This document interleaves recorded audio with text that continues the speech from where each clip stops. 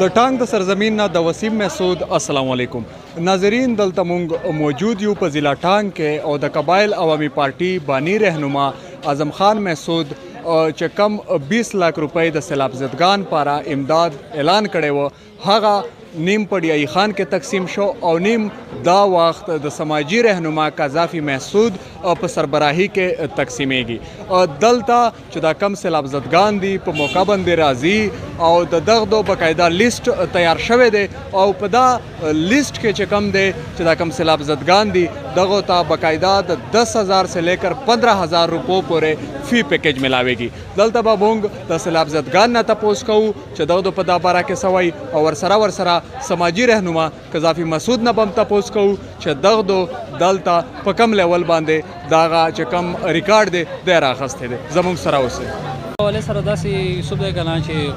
پېښور نه مې سره دوا گاډي وروتلې وي ټوټل 200 فیملی ته مې دا ډیسټریبیوټ کولی او فی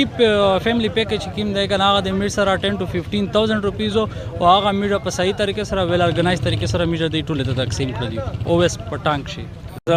مانوم ریحان قبایل د قبایل پارټي مرکزی میډیا کوارډینیټر چې کوم دا سیلاب نه متاثرین خلکو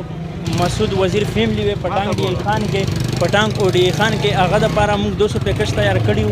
او هغه پیکج شکر الحمدلله موږ نن په خطر طریقه سره ډی خان ته راورسول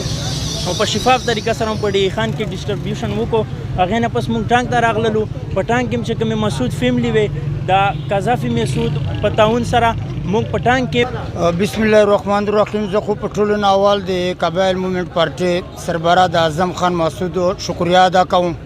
چې د په دغه مشکل وخت خپل قوم نه کوي ویر د پېښور نه ټاک ډی خان تر ورسېدم. د دغه د شفافیت واحده طریقه دا دوی چې په هر کلی باندې ته داسې معزز خلک در وخلي هغه تو خپل اشتنا در کله کا دور میجو ډور ټو ډور خپل ګرځېدلی لکه دا 15 شپږ ورځې ته مې لیدلې چې په هر کلی د خدمات شلاګي مشته چې کیم خلک معلوم و چې دا انتهایی مستحق دی د دغه شی هغه لشتنا میجو اول نه تیار کړل او هغه خلکو میجو رو غوښتل دغه پام تم رو غوښتل د پاینټ ته نو په هغه شی د تو سم خو مې کو میجو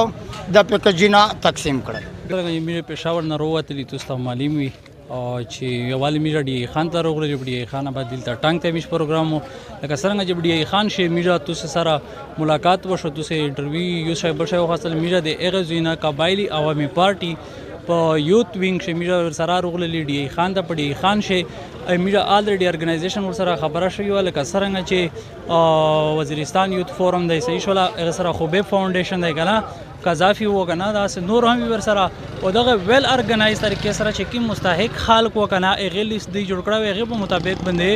میډیا چې کوم قبایلی لیډر دی کنه میډیا اعظم مسعود هغه خپل مالی امداد چې کوم په خپل زونه طرف نه دی سره هیلپ وکړي هغه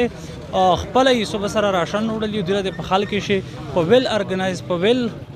طریقې سره دلته دی شي ډیسټریبیوټ کړي. ناظرین تاسو ولیدل دلته په ضلع ټانک کې هم د قبایل عوامي پارټي بانی رهنما اعظم خان مسعود چې هغه کم فلډ وکټمز پر پیکیج و دلته د سماجی رهنما قذافی مسعود په نگرانی کې په انتهایی شفاف طریقه سره تقسیم شو. موږ دا امید لرو چې نور چې دا سماجی شخصیت ته با ثروت افراد دا به هم د فلډ وکټم پاره د اعظم خان مسعود په نقش قدم باندې زی.